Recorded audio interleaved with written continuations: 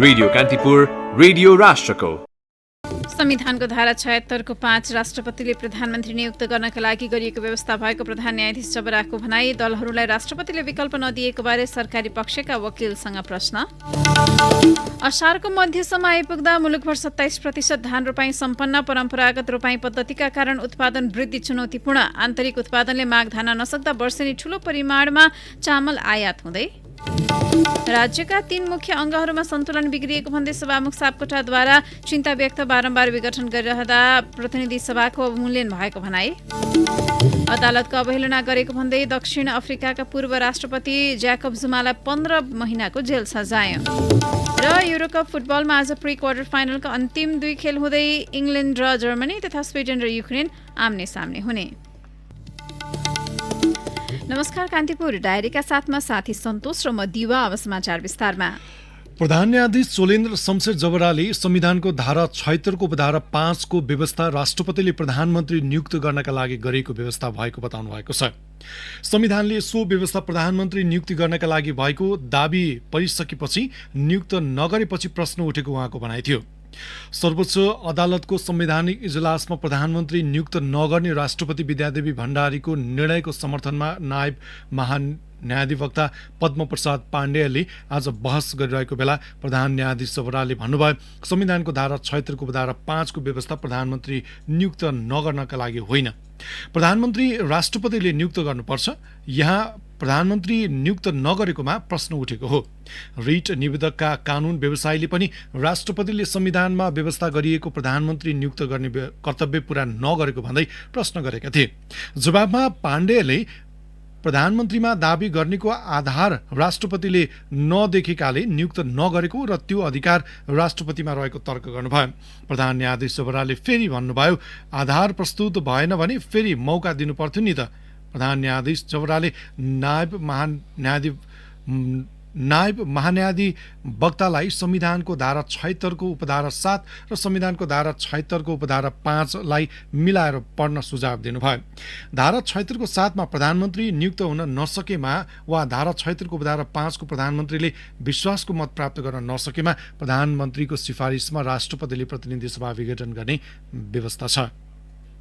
प्रतिनिधि सभा विघटन विरुद्धका मुद्दा सुनवाईका क्रममा प्रतिनिधि सभा विघटन विरुद्धका मुद्दा सुनवाईका क्रममा न्यायाधीश ईश्वर खतिवड़ाले सरकारी पक्षको बहस र लिखित जवाफमाथि प्रश्न उठाउनु भएको छ। सरकारी पक्षले लिखित जवाफमा र बहसका क्रममा राजनैतिक अस्थिरताको कारण अदालतका फैसला भएका टिप्पणी गरेपछि न्यायाधीश खतिवड़ाले बहसमा आएका नायब महान्यायाधिवक्ता पद्मप्रसाद पाण्डेयलाई यस्तो जिज्ञासा राख्नु भएको हो। प्रधानमन्त्री नियुक्त नगर्ने राष्ट्रपतिको निर्णय, प्रतिनिधि सभा विघटनको निर्णय र प्रतिनिधि सभा विघटन सिफारिस गर्ने प्रधानमन्त्रीको कदमको बचाउमा बहसमा आएका नायब महान्यायाधिवक्ता पाण्डेयले भारतमा संसद विघटनले स्थिरता ल्याएको तर्क गर्नुभयो। नेपालमा पनि राजनीतिक स्थिरता ल्याउनका लागि गरिएको संसद विघटन अदालतले स्वीकार गर्नुपर्ने उहाँले जिकिर गर्नुभयो। भारतमा संसद विघटनले राजनीतिक स्थिरता ल्याएको तर नेपालमा अस्थिरता ल्याएको परिस्थितिलाई कसरी हेर्ने भनेर पनि न्यायाधीश खतिवड़ाले सोध्नु भएको थियो। उहाँले भन्नुभयो, यो सबै राजनीतिक अस्थिरताको एकमात्र कारण अदालतको फैसला हो भन्ने ढंगबाट लिखित जवाफ पनि आए र बहसमा पनि कुरा आयो। त्यही शब्दमा व्यक्त नभए पनि राजनीतिक अस्थिरताको एकमात्र कारण अदालतको फैसला मात्र हो कि अरू पनि छन्? न्यायाधीश खतिवड़ाको यो प्रश्नपछि पाण्डेयले राजनीतिक अस्थिरताको एकमात्र कारण अदालतका फैसला नभएको बताउनुभयो। उहाँले राजनीतिक अस्थिरताका कारण मध्ये एक अदालतका फैसला पनि भएको बताउनुभयो। संवैधानिक इजलासमा प्रतिनिधि सभा विघटन विरुद्ध शेरबहादुर देउवा सहित 146 सांसदले दायर गरेको रिट निवेदनमाथि निरन्तर सुनवाई भइरहेको जनाएको छ। अब कान्तिपुर सविस्तारको पालो। कान्तिपुर सविस्तार। असारको मध्यसम्म आइपुग्दा देशैभरि 27% भूभागमा धान रोपाई भएको छ। कृषि तथा पशुपन्छी मन्त्रालय अन्तर्गतको कृषि विभागका अनुसार हिजोसम्म मनाङ र मुस्ताङ बाहेक मुलुकका 75 जिल्लाको 3,71,000 हेक्टर क्षेत्रफलमा धान रोपाई भयो। यो गत वर्षको सोही अवधिको तुलनामा 8% कम हो। गत वर्षको असार मध्ये सम्म 4,86,000 हेक्टर क्षेत्रफलमा धान रोपाई भएको थियो। हालसम्म कर्णाली प्रदेशमा सबैभन्दा धेरै 62% अर्थात् 2,03,850 हेक्टर क्षेत्रफलमा धान रोपाई सकिएको छ भने प्रदेश 2मा सबैभन्दा थोरै 10.5% अर्थात् 38,586 हेक्टर क्षेत्रफलमा रोपाई सकिएको छ। समयमै पानी परेको र बिउ पनि तयार भएका कारण यो वर्ष उत्साहजनक रूपमा देशैभरि रोपाई भइरहेको विभागका वरिष्ठ कृषि अर्थविज्ञ डाक्टर महादेव प्रसाद पौडेलले जानकारी दिनुभयो।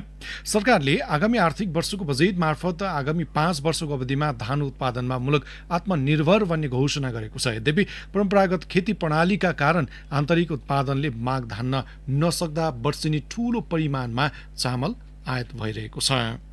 समयमै वर्षा हुँदा आकाशे पानीको भर पर्ने किसानहरूले पनि यो वर्ष रोपाई सुरु गरेका छन्। चितवनको भरतपुर 15 श्रीपुरका चन्द्रप्रसाद अधिकारीले पनि आकाशे पानीकै भरमा 4 बिघा क्षेत्रफलमा धान रोपिसकेका छन्। सिंचाई सुविधा भए पनि नहरमा पानी नछोड्दा पाकिस्तानमा रोपाई गर्न नपाएको उनको गुनासो छ। अचुवाको भरमा खेती गर्ने प्रचलन छ अहिले पनि। खास गरेर रोप्ने भनेको चाहिँ 22 देखि 25 दिन भित्रको बिउ रोप्न पाए भने उत्पादन राम्रो हुने हो। कहिले कहिले त हामी 1-1.5 महिनाको बिउ रोप्न पनि बाध्य हुन्छौँ कि किनभने समयमा पानी हुँदैन अनि आकाश पुरेर बस्नु पर्छ। त्यो खालको समस्याले गर्दाखेरि नि हो। र त्यहीका प्राविधिकहरू र कृषि प्राविधिकहरूको बीचमा चाहिँ तालमेल भइदिने हो भने समयमै सूचना गरिदिने हो भने त्यही हिसाबले किसानहरूले बिउ राख्थे। चालु आर्थिक वर्षमा कुल 14,73,000 क्षेत्रफलमा गरिएको धान खेतीबाट 56,21,000 मेट्रिक टन उत्पादन भएको थियो। मुलुकको प्रमुख खाद्यान्न बाली धानको उत्पादन यो वर्ष 1.28% वृद्धि भए पनि यसले आन्तरिक माग भने धान्न सकेको छैन। नेपालको आन्तरिक माग 66 लाख मेट्रिक टन छ। कृषि प्रधान मुलुकमा गत साउनदेखि जेठ मसान्तसम्म 26 अर्ब 4 करोड रुपियाँ बराबरको चामल आयात भएको भन्सार विभागको तथ्याङ्क छ। धानको पुराना बिउ र धान बाली लगाउन पुरानै प्रविधिको प्रयोगले धान उत्पादन बढेको छैन। अझ खुला सिमानाका कारण नेपालमै उत्पादित धान भारत निर्यात गरेर पुनः ल्याउनु लगायतका कारण ठूलो परिमाणमा आयात हुँदै आएको विज्ञहरू बताउँछन्। त्रिभुवन विश्वविद्यालय अन्तर्गतको कृषि तथा वन विज्ञान अध्ययन संस्थानका प्राध्यापक डाक्टर खेमराज दाहाल, यो ठाउँमा यो जात लाउने भएर एकदमै ठाउँ अनुसार तोक्न पनि सकेका छैन नि त हाम्रो राष्ट्रिय अनुसन्धान समितिले। त्यसैले चाहिँ हामीले आयात गर्छौँ भन्दा पनि त्यसमा धेरै अरू कुराहरू पनि छन् क्या। भन्ने बित्तिकै चामलले मात्र आयात गरे हो त आयातमा भन्ने कुरा अर्को चाहिँ प्रश्न पनि छ छैन। हाम्रो भुकमरी होइन भातमरी हो, पहिले भातै खानुपर्ने, त्यसैले पनि चामलको आयात बढ्या हो। फेरि जति पनि धान खेती गर्ने उपयुक्त जमिनहरू बिस्तारै खडेरीकरण कि डोजरीकरण, यी 3टा कारणले अहिले हामी चाहिँ आक्रान्त छौँ। शहरी क्षेत्रमा बसोबास गर्ने उच्च वर्गका व्यक्तिले मसिनो र बास्नादार चामल उपभोग गर्ने र यो चामलको आन्तरिक उत्पादन न्यून हुँदा पनि आयात दर उच्च देखिएको सरकारी दाबी छ। यो वर्ष 15 लाख हेक्टर भन्दा बढी क्षेत्रफलमा धान लगाउने र 60 लाख मेट्रिक टन धान उत्पादन गर्ने सरकारी लक्ष्य छ। धानको उत्पादकत्व वृद्धिका लागि सरकारले के कस्ता कार्यक्रम सञ्चालन गरेको छ त? मन्त्रालयका सचिव योगेन्द्र कुमार कार्की, उपभोक्ताहरूको चाहिँ चाहना र इच्छा अनुसारको चाहिँ मार्केटको चाहिँ डिमान्ड अनुसारको प्रोडक्सनमा जानुपर्छ। हामी त्यतातिर हामीले ध्यान दिइरहेको छौँ र आगामी वर्ष धान फलाउन बढी फलाउनको लागि चाहिँ हामीले सिँचाइको सुविधा पनि थप गरेका छौँ। हाम्रा चाहिँ मिसन प्रोग्रामहरू राखेका छौँ। हाम्रा प्रधानमन्त्री परियोजनाका John, block, pocket, super John मार्फत कार्यक्रमहरू अघि बढाएका छौँ। प्रदेश सरकारले पनि खास गरी धान प्रमुख बाली भएकोलाई चाहिँ त्यसका कार्यक्रमहरू अगाडि बढाइरहनु भएको छ र खास गरी स्थानीय सरकारले पनि धानमा फोकस तराईतिर चाहिँ कार्यक्रमहरू भएकोले चाहिँ यसमा मलाई लाग्छ सन्तोषजनक रूपमा चाहिँ प्रगतिहरू अगाडि बढ्छ भन्ने मलाई लागिरहेको छ। किसानलाई धान बाली तर्फ आकर्षित गर्न सरकारले न्यूनतम समर्थन मूल्य निर्धारण गरे पनि बिचौलिया हाबी हुँदा सरकारी भन्दा निकै कम मूल्यमा धान बेच्न किसान विवश छन्। चालु आर्थिक वर्षमा कृषि सहकारी परिचालन गरी किसानको धान खरिद गर्ने प्रक्रिया अघि बढाए पनि गोदाम घरको अभावले कार्यक्रम कार्यान्वयन हुन नसकेको कृषि मन्त्रालयकै अधिकारी नै स्वीकार छन्। सो समस्या दोहोरिन नदिन राइस मिल मोडल लागू गरेर किसानको बाली मिलहरूले किन्ने ग्यारेन्टी गर्न लागि कृषि सचिव कार्कीको दाबी छ। हामीले जो सहकारी मार्फत धान किन्ने कुराको सुरुवाती गर्यौं तर गोदाम घरहरूको अभावको कारणले त्यो हामीले कार्यान्वयन गर्न सकेन। अहिले हामीले गोदाम घर चाहिँ व्यापक रूपमा बनाउने किसिममा अगाडि बढिरहेका छौँ र राइस मिल मोडेलहरू छ नि हाम्रो त्यो चाहिँ व्यापक रूपमा लगिसकेपछि राइस मिल मोडेल भनेको त उहाँहरूले चाहिँ किनेर चाहिँ खरिद गरेर बाइब्याक किनेर राख्नुहुन्छ। त्यसो गर्न सक्यो भने यो समस्याको समाधान हुन्छ भनेर चाहिँ हामी चाहिँ अगाडि अगाडि लागेका छौँ। आर्थिक वर्ष 2078-79 को बजेटमा पनि आगामी 5 वर्षको अवधिमा धान उत्पादनमा आत्मनिर्भर हुने उल्लेख छ। तर अबको 5 वर्षमा कसरी धानमा आत्मनिर्भर हुने भन्ने ठोस योजना छैन, जसका कारण खाद्यान्न बालीमा आत्मनिर्भर हुन अझै सकस छ। ठूलो परिमाणमा भइरहेको आयात विस्थापित गर्न र प्रमुख खाद्यान्न बालीमा आत्मनिर्भर हुनुको विकल्प छैन र उत्पादन बढाउन आधुनिक कृषि प्रणालीमा जोड दिन आवश्यक छ। रेडियो कान्तिपुरका लागि केसु लामिछाने। कान्तिपुर सविस्तार। कान्तिपुर डायरीमा अब ब्रेकको पालो। ब्रेकपछि कान्तिपुर डायरीमा अब बाँकी प्रसङ्ग। सभामुख अग्निप्रसाद सापकोटाले राज्यका 3 मुख्य अङ्गहरूमा सन्तुलन बिग्रिएकाले सङ्कटको खतरा बढेको बताउनु भएको छ। काठमाडौँको नयाँ बानेश्वर स्थित संसद भवनको लोत्से हलमा सम्पादकहरूसँगको छलफलमा सभामुख सापकोटाले कार्यतालिका, न्यायपालिका र व्यवस्थापिका बीचको सन्तुलनले त्यसमा ठूलो सङ्कट निम्त्याउने दावी गर्नुभयो। सभामुख सापकोटाले मुलुक सङ्कटमा रहेको समयमा संसदले काम गर्न नपाउनु, बारम्बार विघटन हुनुले सर्वोच्च जनप्रतिनिधिमूलक संस्थाको अवमूल्यन भएको बताउनुभयो। सभामुख सापकोटाले प्रधानमन्त्री केपी शर्मा ओलीलाई जवाफ फर्काउनु भनेको समय बर्बाद गर्नु रहेको बताउनु भएको थियो। छलफलमा उठेका प्रश्नको जवाफ दिने क्रममा सभामुख सापकोटाले प्रधानमन्त्रीका कुराको जवाफ फर्काउनुको कुनै औचित्य नभएको जिकिर गर्नुभयो। सभामुख सापकोटाले प्रतिनिधि सभा विघटन लगायतका घटनामा आफूले कस्तो भूमिका खेल्न सकिन्छ भनेर विभिन्न छलफल र परामर्श जारी राखेको भन्दै सहयोग गर्न आग्रह गर्नुभएको थियो। यसअघि सापकोटाले कानून व्यवसायी, पूर्व सभामुखहरू, पूर्व प्रधानमन्त्री लगायतसँग छलफल गर्नुभएको थियो। सर्वोच्च अदालतले माओवादी केन्द्रबाट निर्वाचित भई दल त्याग गरेर नेकपा एमाले प्रवेश गरेका 2 मेयरलाई तत्कालका लागि काममा रोक नलगाउन अन्तरिम आदेश दिएको छ। निर्वाचित भएको दल माओवादी त्याग गरी एमाले प्रवेश गरेका रौतहटको मौलापुर नगरपालिकाकी मेयर रिना कुमारी शाह र कटहरिया नगरपालिकाका मेयर सियाराम कुशवाहालाई कामकाज गर्न दिन भन्दै सर्वोच्चले अन्तरिम आदेश जारी गरेको हो। न्यायाधीश कुमार चुडालको एकल इजलासले आज शाह र कुशवाहाको रिट निवेदनमाथि सुनाई गर्दै सो आदेश दिएको हो। निवेदकका सम्बन्धमा देखिएको विवादको गम्भीर कानून व्याख्या गर्नुपर्ने, निवेदकहरूले राजीनामा नदिएको, अर्को दलको सदस्यता नलिएको तथा अर्को दल गठन गरेको एकिङ अवस्था नदेखिएको भन्दै उनीहरूलाई मेयरका रूपमा काम गर्नबाट रोक नलगाउन अन्तरिम आदेशमा भनिएको छ। मुलुकमा थप 2636 जनामा कोरोना संक्रमण पुष्टि भएको छ। 24 घण्टाको अवधिमा 11748 जनामा गरिएको परीक्षणमा 22% बढीमा संक्रमण देखिएको हो। 7249 जनाको पीसीआर र 4348 जनाको एन्टिजेन विधिबाट परीक्षण गरिएको स्वास्थ्य मन्त्रालयले जनाएको छ। यो सँगै हालसम्म संक्रमण पुष्टि हुनेको संख्या 6,70,857 पुगेको छ, जसमध्ये पुरुष 60.7 र महिला 39.3% छन्। एकै दिन थप 20 जनाको मृत्यु भएको छ। 4348 जना निको भएका छन्। 24 घण्टाको अवधिमा निको हुने दर 93% रहेको स्वास्थ्य मन्त्रालयले जनाएको छ। मृत्यु दर भने 1.5% छ। कोरोना संक्रमणका कारण 2 महिनासम्म बन्द रहेको काठमाडौँ उपत्यकाको सार्वजनिक सवारी साधन आजबाट सञ्चालनमा आएका छन्। आजदेखि जोरबिजोरका आधारमा 25 सीटभन्दा बढी क्षमताका सार्वजनिक सवारी साधन सञ्चालनमा आएका हुन्।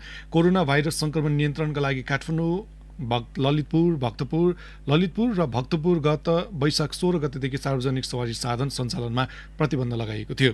यद्यपि सार्वजनिक यातायातका साना साधनहरू, टेम्पो र माइक्रोबस माथिको प्रतिबन्ध भने कायमै छ। यातायात व्यवसायी र मजदुरहरूले भने जोरबिजोर प्रणालीमा 25 सीटभन्दा बढी क्षमताका सवारी साधन मात्र खोल्ने सरकारको निर्णयको व्यापक विरोध गरेका छन्। उनीहरूले अन्य पसल व्यवसाय खुलेको अवस्थामा देशभरका लामो, मध्यम र छोटो दूरीका सार्वजनिक यातायात पनि सञ्चालनको अनुमति दिन सरकार समक्ष आग्रह गरेका छन्। त्यस्तै खाद्यान्नका पसल पनि अबदेखि साँझ 6 बजेसम्म खुल्नेछन्। विभेदमा संलग्नलाई संरक्षण दिएको आरोप लागेका शिक्षा, विज्ञान तथा प्रविधि मन्त्री कृष्णगोपाल श्रेष्ठलाई प्रधानमन्त्री केपी शर्मा ओलीले सचेत गराउनु भएको छ। जातीय विभेद गरेको आरोपमा थुनामा रहेकी महिलालाई प्रहरी कार्यालयबाट आफ्नै गाडीमा राखेर घर पुर्याएका मन्त्री श्रेष्ठलाई आगामी दिनमा आवेशमा आएर त्यस्ता कार्य नगर्न सचेत गराउनु भयो। कानून, न्याय तथा संसदीय मामिला मन्त्रालयमा आयोजित पत्रकार सम्मेलनमा प्रधानमन्त्री ओलीले जातीय विभेदको अन्त्यका लागि सरकारले नै ऐन नियम बनाउने अनि सरकारकै मन्त्रीले त्यसको कार्यान्वयन गराउनको सट्टा विभेद खेदमा संलग्नलाई संरक्षण दिने काम भएको भन्दै त्यस्तो गल्ती नगर्न सचेत गराएको कानून मन्त्री लीलानाथ श्रेष्ठले बताउनुभयो। सञ्चारकर्मी रूपा सुनारलाई दलित भएका कारण कोठा भाडामा नदिएको भन्दै प्रहरीले काठमाडौँ बबरमहलकी घरबेटी सरस्वती प्रधानलाई नियन्त्रणमा लिएको थियो। 3 दिनपछि प्रहरी नियन्त्रणबाट छुटेकी प्रधानलाई मन्त्री श्रेष्ठले आफ्नै सवारी साधनमा राखेर घर पुर्याएका थिए। मन्त्री श्रेष्ठको सो कार्यको सर्वत्र विरोध भइरहेको छ। नेपाली कांग्रेसको 14औं महाधिवेशन नजिकै गर्दा गुटगत छलफलले तीव्रता पाएको छ। सभापति शेरबहादुर देउवाले सभापतिमा उम्मेदवार दिने बताएसँगै अन्य नेताहरूले दैनिक छलफलमा जुट्ने गरेका छन्।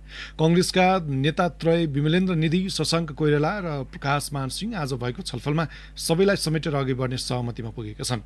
नेता सिंहको निवासमा भएको छलफलमा महाधिवेशन केन्द्रीय छलफलको दायरालाई फराकिलो पार्न शुक्रबार महामन्त्री शशाङ्क कोइरालाको टोखा निवासमा केन्द्रीय सदस्यहरूसँग छलफल गर्ने सहमति भएको छ। नेता सिंहले पार्टीमा सबैको चाहना पार्टी राम्रोसँग सञ्चालन गर्नुपर्ने र प्रजातान्त्रिक तवरले सञ्चालन गर्नुपर्ने रहेको भन्दै छलफलको दायरा बढाउनको निम्ति केन्द्रीय सदस्यसँग छलफलको आयोजना गरेको बताउनुभयो। नेताहरूबीच क्रियाशील सदस्यता वितरण र नवीकरणमा विधि र प्रक्रिया अनुसार अघि बढ्ने पनि सहमति बनेको छ। संस्थापनेतर पक्षले सभापति देउवाले एकलौटी सदस्यता वितरण गरेको भन्दै विरोध गर्दै आएका छन्। कान्तिपुर डायरीमा अब दाङ डायरीको पालो। दाङ डायरीबाट दुर्गालाल केसीको नमस्कार। दाङमा सार्वजनिक यातायात सहित अधिकांश सेवा खुल्ने गरी असार 22 गतेसम्म निषेधाज्ञा थप भएको छ। भोलिदेखि विद्यालय, सैलुन, जिमखाना र सिनेमा हल बाहेक सबैजसो सेवा बिहान 6 देखि बेलुका 6 बजेसम्म सञ्चालन हुने भएका छन्। निजी तथा सार्वजनिक यातायात बिहान 6 देखि बेलुका 6 बजेसम्म सिट क्षमताभन्दा बढी यात्रु राख्न नपाउने गरी सञ्चालन हुने भएका छन्। वैशाख 17 देखि सुरु भएको निषेधाज्ञा विभिन्न समयमा थप गर्दै आजसम्म कायम थियो। आज बसेको जिल्ला कोभिड सङ्कट व्यवस्थापन केन्द्रको बैठकले कोरोना संक्रमणको जोखिम कम हुँदै गएको निष्कर्ष निकाल्दै निषेधाज्ञा खुकुलो गरेको सहायक प्रमुख जिल्ला अधिकारी चिरञ्जीवी राणाले बताउनुभयो। कमलरी मुक्ति घोषणा भएको 8 वर्ष बितिसक्दा पनि मुक्त कमलरीको अवस्थामा खासै सुधार हुन सकेको छैन। सरकारले 2077 असार 13 गते देशलाई कमलरी मुक्त घोषणा गरेको थियो, तर अहिलेसम्म पनि कमलरीको पुनर्स्थापना, बसोबास, शिक्षा र रोजगारीका समस्या यथावत रहेको मुक्त कमलरीको गुनासो छ। घरबास र अभिभावक विहीन भएर छात्रावासमा बसिरहेका कमलरीलाई बसोबास र पठन पाठनको समस्या भइरहेको लमैको लावाजुनी छात्रावासमा बसिरहेकी मुक्त कमलरी आशा चौधरीले बताउनुभयो। कोरोना महामारी र लकडाउनको मौका छोपी लगातार खोला र चुरे क्षेत्र दोहन भइरहेको छ। रात दिन मेसिन प्रयोग गरेर ढुङ्गा, गिट्टी, बालुवा निकासी भइरहेको छ। जिल्ला विपद व्यवस्थापन समितिको वैशाख 24 गते बसेको बैठकले देउखुरीको राप्ती नदीमा स्थानीय तहले ठेक्का लगाएका स्थानमा मेसिनको प्रयोग गरी ढुङ्गाजन्य पदार्थ उत्खनन गर्न दिने निर्णय गरेको थियो। उक्त निर्णयपछि रात दिन धमाधम इस्काभेटर र टिप्परले ढुङ्गा, गिट्टी, बालुवा उत्खनन गरिरहेका छन्।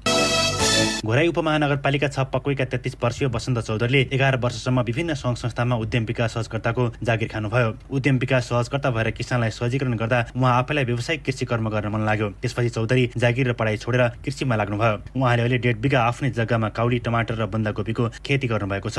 उहाँले वार्षिक 45 लाखको तरकारी बिक्री गर्नुहुन्छ, जसबाट 58% आम्दानी हुने गरेको उहाँले बताउनुभयो। हवस् त, दाङ डायरी आजलाई यति नै। दुर्गालाल केसीले बिदा दिनुहोस्। नमस्ते। दाङ डायरीपछि कान्तिपुर डायरीमा पुनः ब्रेकको पालो। अब आर्थिक प्रसङ्ग। स्वदेशी लगानीमा दोलखाको बिगु गाउँपालिकामा निर्माणाधीन माथिल्लो तामाकोशी जलविद्युत आयोजनाको पहिलो युनिटबाट विद्युत उत्पादन गर्न अन्तिम चरणका परीक्षणहरूका काम धमाधम भइरहेको छ। 76 मेगावाटका 6 युनिट रहेको 456 मेगावाट जडित क्षमताको आयोजनाबाट आगामी सोमबारदेखि पहिलो युनिटबाट विद्युत उत्पादन सुरु गर्ने तालिका तय भएको छ। पहिलो युनिटबाट विद्युत उत्पादन भएपछि बाँकी युनिटबाट क्रमशः विद्युत उत्पादन हुनेछ। जलाशय र बालुवा थिग्राउने पोखरीमा पानी भरेर बाँध, इन्टेक लगायतका सिभिल संरचनाहरू र त्यहाँ जडान गरेका गेट, स्पट लक जस्ता हाइड्रो मेकानिकल उपकरणहरूको सबै प्रकारका परीक्षण सफलतापूर्वक सम्पन्न भइसकेका छन्। विद्युत गृहमा पहिलो युनिटको परीक्षण भइरहेको छ।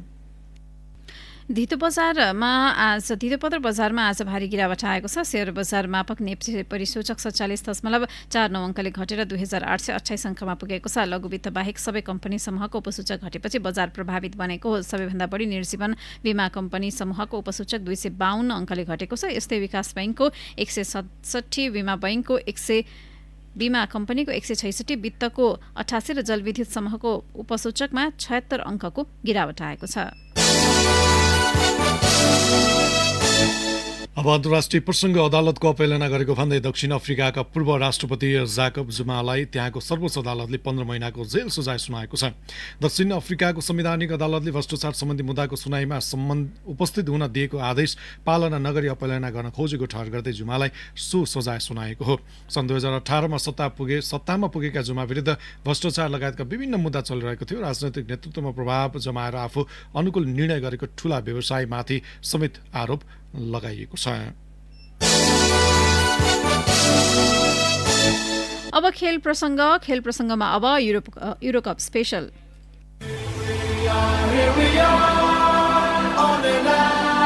युरोकप 2020 विशेष। युरोकप विशेषमा यहाँलाई स्वागत छ। आज हामी इङ्ल्यान्ड र जर्मनी तथा स्विडेन र युक्रेन बीच प्री क्वार्टर फाइनलका अन्तिम भिडन्तहरूको प्रिभ्यू लिएर आएका छौँ। वेम्बली स्टेडियममा जर्मनी र इङ्ल्यान्ड भेट हुँदा सन् 1996 को युरोको सेमिफाइनल पुनरावृत्ति हुनेछ। जति बेला पेनाल्टी सुटआउटमा जर्मनी 6-5 ले विजयी भएको थियो। त्यति बेला पेनाल्टी गुमाउने गारेथ साउथगेट अहिले इङ्ल्यान्डको प्रशिक्षक छन्। थ्री लायन्सले समूह डी को विजेताका रूपमा नकआउट चरणमा स्थान पक्का गर्दा जर्मनी ग्रुप अफ डेटको उपविजेता बन्दै प्री क्वार्टर फाइनलमा प्रवेश गरेको हो। साउथगेट 3 डिफेन्डर राखेर खेलाउन रुचाउने प्रशिक्षक हुन्, तर युरोमा उनले 4-2-3-1 को शैलीमा इङ्ग्लिस टोलीलाई उतार्ने गरेका छन्। जर्मन प्रशिक्षक जोचिम लो कोटोली फ्रान्ससँग 1-0 ले पराजित भए लगतै हंगेरीसँग 1-1 को बराबरीमा रोकियो। तर समूह चरणको अन्तिम खेलमा डिफेन्डिङ च्याम्पियन पोर्चुगललाई 4-2 ले हराएर लोले टिममा आत्मविश्वासको पुनरागमन गराएका छन्। युरोपेली च्याम्पियनशिपमा यी दुई बीच तेस्रो पटक भेट हुन लागेको हो। 1996 मा पराजित भए पनि सन् 2000 मा एउटै समूहमा पर्दा इङ्ल्यान्डले त्यसअघिको हारको बदला लिएको थियो। 1966 को विश्वकपको फाइनल सहित इङ्ल्यान्डले 5 खेलमा जित र 1 मा हार बेहोरेको छ। तर त्यसपछिका 7 भेटमा उसले एकै खेलमा जित हात पार्न सकेको छैन। विश्वकप र युरोमा गरेर यी दुई टोली 7 पटक आम्ने सामने भएका छन्। 3 खेल बराबरी हुँदा दुवै टोलीले समान 2 खेल जितेका छन्। तर बराबरीमा सकिएका खेलमा पेनाल्टी सुटआउट हुँदा जर्मनीले बाजी मारेको थियो। इङ्ल्यान्ड युरोको नकआउट चरणका लागि अभागी टोली हो। उसले आजसम्म 90 मिनेट भित्र युरोको नकआउट चरणमा जित हात पार्न सकेको छैन। 90 मिनेट भित्र 2 खेल गुमाएको इङ्ल्यान्डले 4 वटामा बराबरी गरेको छ र उसले 96 को युरोमा स्पेनलाई हराए यता त्यस्तो सौभाग्य पाएको छैन। जर्मन टोली लुकास कोस्टरम्यानको चोटलाई लिएर पिरो लिएको छ। जोनास होफम्यान फिट हुँदा केही राहत मिल्न सक्छ। हंगेरी विरुद्धको खेलमा मैदान ओर्लिएका थोमस मुलरले आज लेरोय सानेलाई विस्थापित गर्न सक्छन्। प्रशिक्षणमा नउत्रे पनि एन्टोनियो रुडिगर आज मैदान ओर्लन सक्छन्। काई हार्वेज र सर्जी गनाब्रीको उपस्थितिमा जर्मन सशक्त टोली हो। थ्री लायन्सका लागि म्यानसन माउन्ट र बेन चिलवेल कन्ट्याक्ट ट्रेसिङमा पर्नु दुःखद हो। तर ह्यारी मग्वायरले चेक रिपब्लिक विरुद्धको खेलबाट पुनरागमन जनाएपछि इङ्ग्लिस टोली हौसिएको छ। फिल फोडेनलाई ह्यारी केन र रहिम स्टर्लिङसँगै आक्रमणको जिम्मा साउथगेटले दिन सक्छन्। इङ्ल्यान्डले युरोको नकआउट चरणमा 90 मिनेट भित्र जित दर्ता गरेर सबैलाई चकित तुल्याउँछ वा इतिहासकै पुनरावृत्ति हुन्छ। त्यसका लागि त राति 10 बजे सुरु हुने खेल कुर्नै पर्छ। समूह चरणको अन्तिम खेलमा स्विडेनले गोल गर्दै जित दर्ता नगरेको भए युक्रेनले अन्तिम 16 मा स्थान बनाउन सक्ने थिएन। त्यसैले भाग्यमानी युक्रेनलाई प्री क्वार्टर फाइनलको अन्तिम भेटमा प्रतिद्वन्दी पाउनु स्विडेनका लागि सुखद हो। 3 अङ्क भए पनि नेगेटिभ गोल डिफरेन्समा युक्रेनले अघिल्लो चरणमा स्थान पक्का गरेको थियो। सन् 2004 पछि नकआउट चरणमा स्थान पक्का गरेको स्विडेनले यो लयलाई गुमाउने पक्षमा छैन। तर आँकडा स्विडेनको पक्षमा छैन। यसअघि भएका 4 भेटमा युक्रेनले 2 खेल आफ्नो पक्षमा पार्दा स्विडेनले मात्रै 1 खेल जितेको छ। बाँकी 1 खेल बराबरीमा सकिएको थियो। पछिल्लो पटक सन् 2012 मा भएको भेटमा 1 गोलले पछि पर्नका बावजुद युक्रेनले स्विडेनलाई 2-1 ले हराएको थियो। त्यति बेला युक्रेनलाई उद्धार गर्नेमा अहिलेका प्रशिक्षक आन्द्रे सेभचेनको थिए। स्विडेनले जम्मा तेस्रो पटक युरोको नकआउट चरणमा स्थान बनाएको थियो। 1992 मा जर्मनीसँग सेमिफाइनलमा पराजित 2004 को क्वार्टर फाइनलबाटै बाहिरिएको थियो। युक्रेन पनि उस्तै नियतिबाट गुज्रिएको टोली हो। युरोपेली च्याम्पियनशिपका 8 मध्ये 7 वटा खेल उसले विपक्षीलाई सुम्पिएको छ। नर्थ मेसेडोनियालाई हराउनु नै उसका लागि सौभाग्यको कुरा भयो। यसपटक सन् 2006 को विश्वकपको दोस्रो चरण प्रवेश गरेको युक्रेन फुटबलको कुनै पनि महत्त्वपूर्ण प्रतियोगिताको नकआउट चरण दोस्रो पटक खेल्दैछ। स्विडेनका प्रशिक्षक जेनी एन्डरसन आफ्नो टोलीलाई अन्डरडग नभन्न आग्रह गर्दै आइरहेका छन्। एमिल फोर्सबर्ग, एलेक्जेन्डर इसाक, मार्टिक ओल्सनको प्रदर्शनमा यिनी विश्वस्त छन्। मार्कस बर्गलाई विस्थापित गरेको रोबिन कुसन टोलीका भरपर्दा फरवार्ड हुन्। युक्रेन भने भिक्टोर स्यान्कोभ र ओलेक्जेन्डर जुब्कोभको चोटका कारण पिरोलिएको छ। त्यसैले माइकोला सापारेनको ड्रप भएर युवालिया जाबार्नीले मौका पाउनेछन्। आन्द्रे यार्मलेनको र रुस्लान मिलानोभस्कीको प्रदर्शनमा युक्रेनी टोली धेरै हदसम्म भर परेको छ। युक्रेनको टोलीमा स्विडेनको डिफेन्सलाई ध्वंस पार्ने खेलाडीहरू नभएका हैनन्, तर अपराजित यात्राको निरन्तरताले गर्दा स्विडेनले युक्रेनलाई निर्धारित 90 मिनेटभित्रै मात खुवाउने अपेक्षा फुटबल पण्डितहरूको छ। यी दुई बीचको खेल राति 1:15 बजे ग्लासगोमा हुनेछ।